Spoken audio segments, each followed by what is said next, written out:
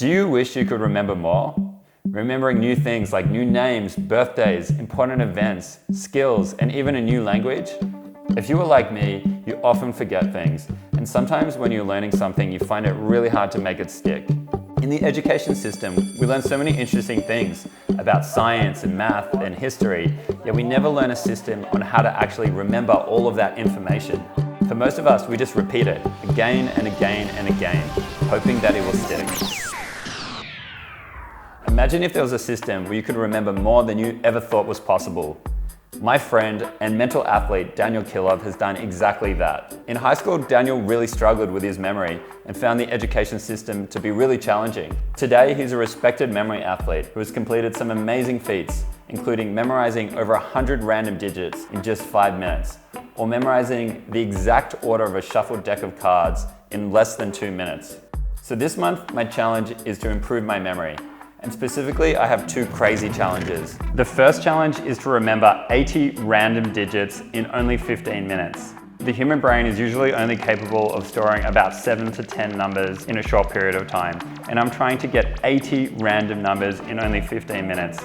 And the second challenge, which I think is going to be a lot more difficult, is I'm going to be shown 60 random faces with their name, and I'm going to have 20 minutes to memorize every single face to name connection. So after 20 minutes, every name is going to disappear. All of the faces are going to be jumbled up into a new order, and I have to, just by looking at their face, remember their name. During the month, I'll be explaining the exact techniques you can use to improve your own memory. So let's get to it. Let's start memorizing.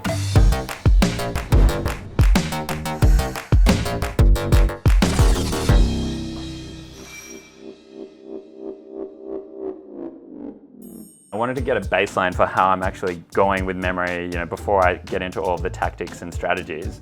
And so I found this place called Memory League, where you can actually test memorizing faces and names. And so you can set how many names you want to remember and how long, and that's a really good way to practice this skill. So I'm going to jump into it and see how I go without any strategies and kind of figure out what my baseline ability is. Let's do it. Let's see how we go.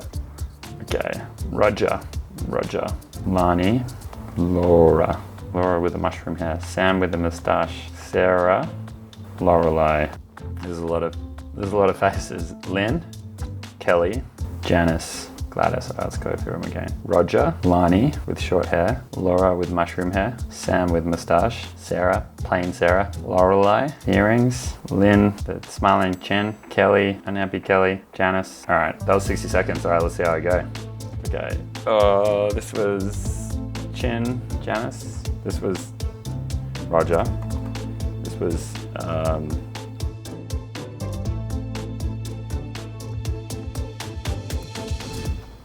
all right, let's see how I go. Oh, what? I got 4 out of 10. Lorelei, I got right, but I misspelled Lorelei. So I kind of got 5. 4 out of 10, kind of 5 out of 10. Let's say 4 out of 10 in 60 seconds. So I don't know if that's a bad starting point.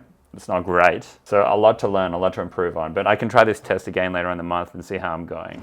So this was my first lesson with Daniel, and he taught me all about the history of memory and the power of it. And he taught me specific systems that I was going to need to actually pull off this crazy feat. So I thought it'd be important and kind of interesting for you guys to learn the very specific techniques that I'm learning to actually complete this memory challenge. And these are techniques that you can implement in your own life if you want to remember a phone number or a birthday or anything really, a name, a face, things like that. So the first technique I want to talk about is the link method.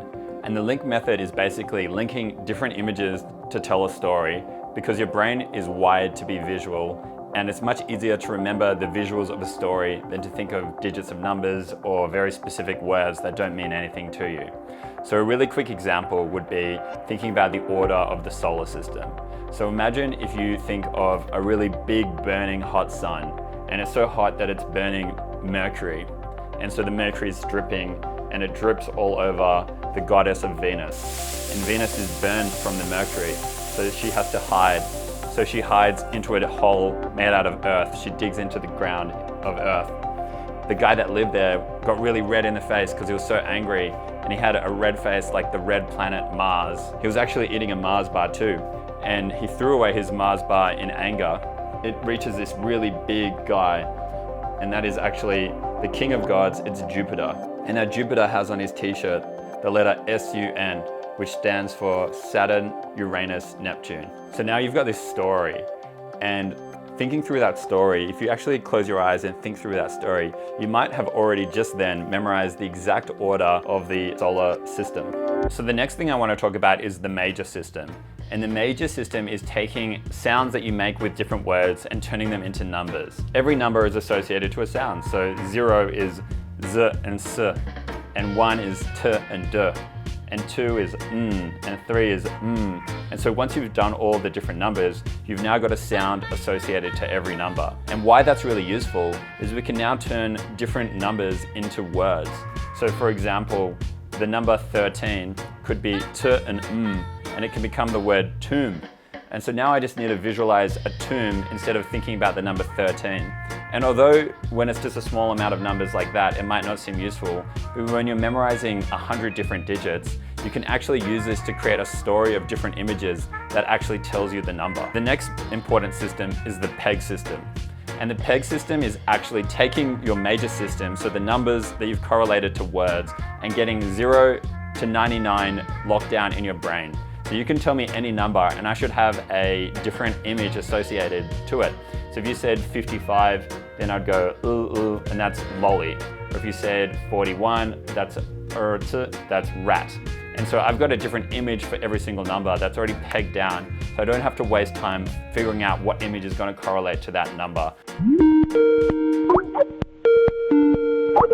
How's it going? Yeah, good. So like, it's one of those things where like, similar to homework, I need to carve out the time to do it so that I don't end up cramming it in the last day, you know what I mean? So I'm just trying to be consistent. So I'm just trying to carve out like 20 minutes here, 30 minutes there type of thing. It took me a while to get the list down, but now I've got my list from 0 to 99. Awesome. All of these are good. The thing is, you'll discover very quickly once you actually start using them to memorize whether or not they're working for you. Cool. And also whether or not, how easily you're recalling them on Anki.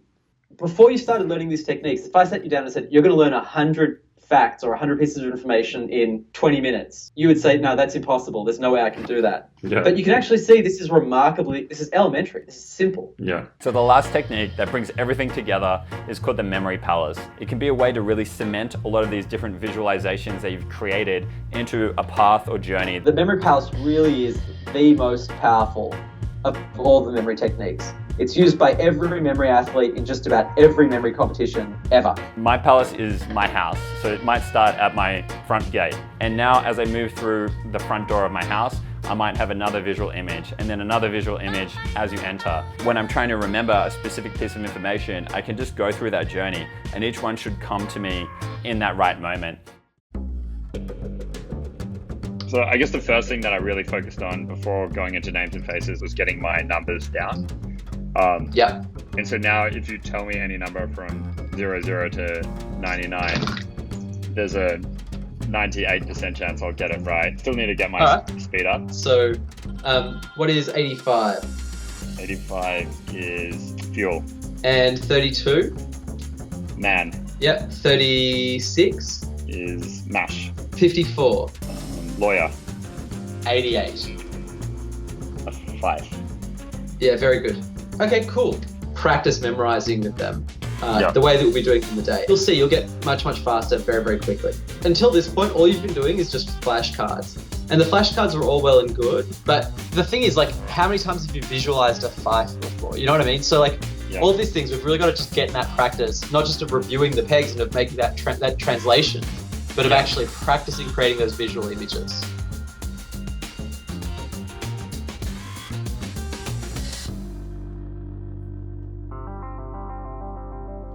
A couple of kind of last minute pointers. So when you were in training, what I really wanted you to do was focus on going faster than felt comfortable. Here, it's the opposite. So here, because of the adrenaline, because of the excitement, there's going to be a tendency to want to go faster, like straight out of the gate. But that's going to increase the likelihood that you'll have errors. Definitely feeling the pressure. In some ways, this is a different type of nervousness to doing like a backflip, just because it's all built up to this moment. This is part 1 of my 2 final challenges. Just to recap, I'm going to be trying to memorize 80 random numbers and I've got 15 minutes. I'm using this software called Memory League, which makes it really authentic. It's going to generate me a random number as soon as I click start. It's a number that's probably never been seen in the existence of the world before, possibly.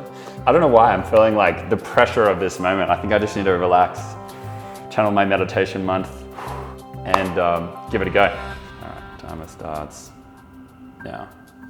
What this software does is it just makes the random 80-digit number, but it breaks it into 4 digits. What I'm doing is turning each of those 4 digits into an image. A number like 7502 becomes koala Xena. I create an image of a big koala fighting a little Xena, so I've got the order. The bigger thing is first, the smaller thing second, and then I'm placing that in my memory palace as well. So that way when I'm going through my memory palace at the end of this challenge, I can think, oh, what's at my front door? Oh yeah, there's a koala fighting a little Xena, and then that's how I'm gonna remember 7502.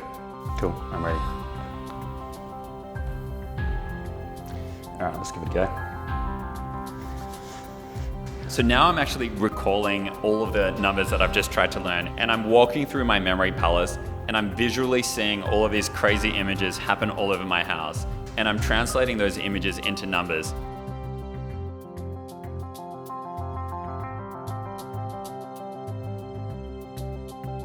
But unfortunately, when I get to my last 2 digits, I can't see what's on the bed of my bedroom, missing 2 digits from my entire 80 digits, and I'm stressing out about it. Oh, I've forgotten 2 numbers. 2 digits or like 2? Just 1 image. I've got 35 seconds. Ugh.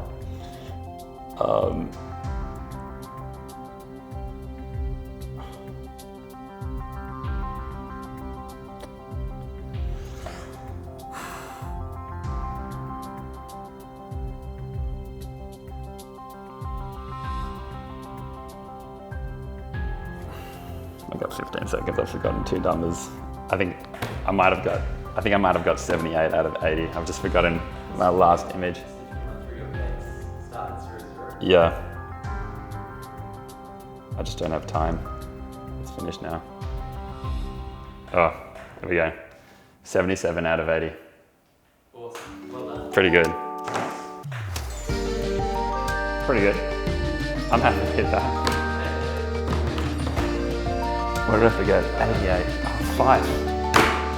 5! Jeez, that was intense. That was really intense. Oh my God. That was a really intense moment of my life. That's crazy. Look how long that number is. You know, I struggle to remember people's birthdays. I struggle to remember my credit card number. I just remembered this in 12 minutes. So all of these faces have been generated by an artificial intelligence. None of these faces exist in the real world, and so there's no way that Max could have seen any of these in advance or practiced with faces anything like this. Now, this is one of the most challenging events in memory competitions because unlike numbers or cards where you can develop a system that basically allows you to memorize much faster, names and faces is much harder, particularly if you haven't seen those names in advance. So this is a tricky event, and I'm going to be really, really impressed when he pulls this off. I have absolute confidence that he will though. So we're going to be sticking these faces up on the wall with name tags, and then after the memorization period, I'm not only going to remove the names, but I'm going to jumble up the order of the faces so that he can't have kind of just memorized the names in order.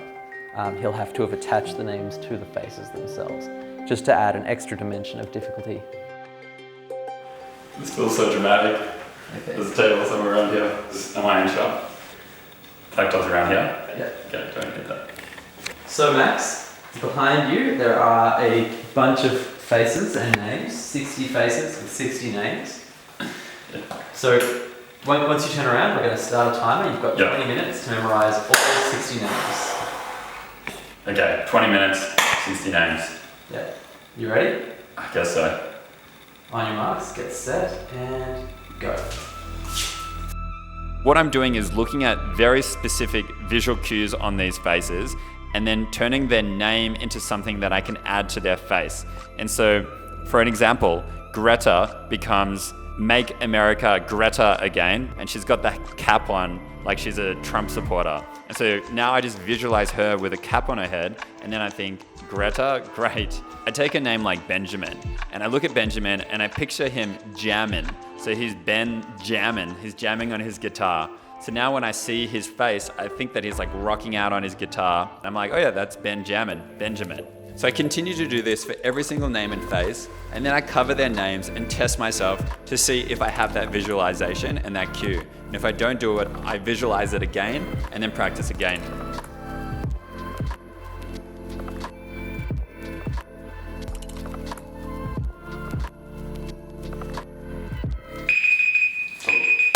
These are gonna get shuffled up. I'm gonna try to remember and not lose everything, and I'll come back and see how I go.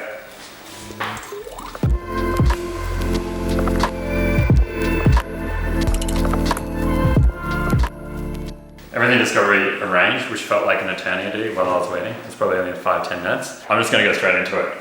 This is Danielle, and she was middle left. This is Maddie. This is Hilda. This is Annie. Christina. Elizabeth. No, that's Rochelle. Oh yeah. Oh, let me take another stab if I get it right. Okay. This is Don. Greta. This is Jen. This is Tiffany. Tommy. Greg. Christopher. Stacy. Bob. Mary. Lane. Elvin. Paul. Michael. Mark. Marvin. Jamie. Margaret. Jeffrey. Dustin. Me. Diane. Yeah. Benjamin. William. Travis. Kim. Clara.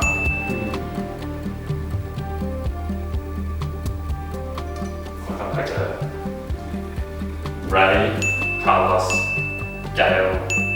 Phyllis. Oh. Yeah. Yeah, Phyllis.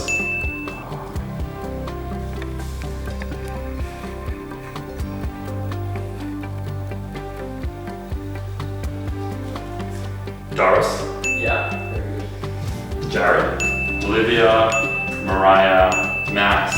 Betty. Diane. Dorothy. Oh, this one was confusing me. This is Cynthia. Yeah. Very good.